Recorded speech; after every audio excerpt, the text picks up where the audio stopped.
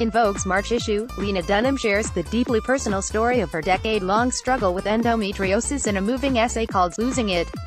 The "it" in question, she explains, was her uterus, after 8 failed surgical procedures to resolve the famously elusive medical condition, and years of pain that had become nothing short of debilitating. Dunham checks herself into a hospital in New York City and announces, as she recalls, that "I am not leaving until they stop this pain." 12 days later, at the age of 31, she finally undergoes a hysterectomy, requiring a 2-week hospital stay, numerous preoperative measures, and nearly as many psychological evaluations to ensure she understands the implications of the irreversible decision. It's a victory of sorts, but not one without cost.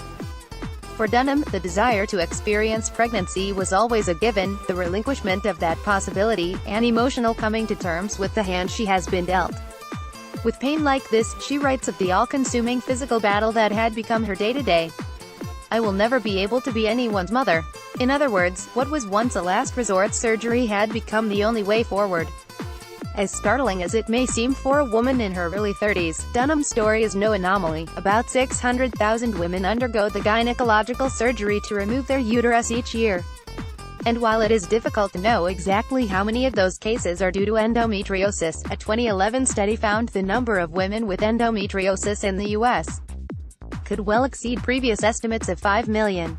Worldwide, 1 in 10 women suffer from endometriosis, which is one of the leading causes of female infertility. Here, what to know if you or someone close to you is struggling with the decision, or the aftermath, of getting a hysterectomy due to endometriosis. A difficult diagnosis, cause of this estrogen-dependent inflammatory disease, in which tissue that should grow inside the uterus also grows outside of it, is unknown, though researchers have found genes and immune system dysfunction can play a role.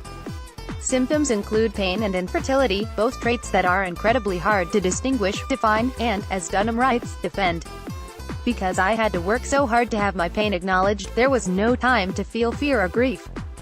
To say goodbye," she writes. For many like her, it can take years to reach a diagnosis, says Dunham's internist, Dr. Sandra Gelbard.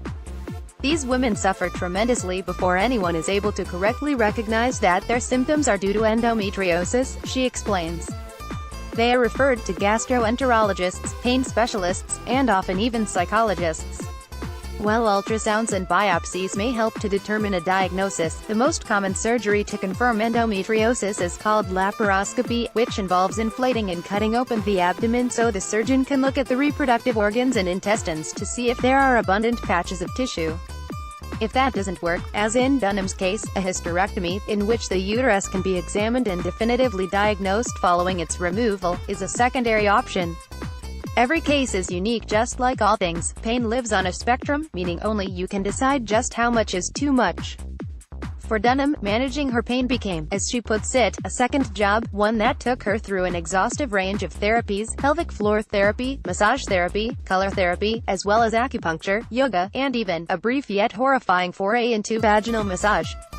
Some women can benefit from the aforementioned therapies, as well as pain medications, hormone therapies like birth control, which helps alleviate pain during menstrual cycles, and exercise, because of its anti-inflammatory effects. Even dietary changes can help, says Gelbard. "I often recommend a low-sugar, high-fiber, and high-protein diet." But for Dunham, "I don't think there was anything else in our arsenal to offer her," she says, echoing the harrowing bottom line that a certain number of women suffering from the condition must face.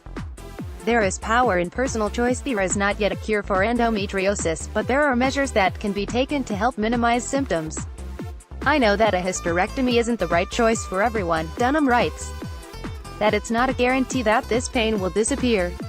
Quote, "It's true, even when the uterus is removed, remaining tissue or lesions on other organs can still cause inflammation and pain over time. Other treatment options can happen during laparoscopy, where the surgeon can choose to remove or destroy lesions and scar tissue, though pain often returns after a short period of relief. Another option, especially if pain is located in the center of the abdomen, is to sever pelvic nerves connected with the uterus through presacral neurectomy. Action in any form can help. "I may have felt choiceless before," writes Dunham, "but I know I have choices now. Motherhood is still an option, egg freezing, surrogacy, and beyond," according to Dunham's endometriosis specialist, New York gynecological surgeon Dr. Tamer second, a basic hysterectomy for young women removes both uterus and fallopian tubes. Since tubal cells are instrumental in ovarian cancer, it's best to remove them as part of the operation, but preserves hormone production.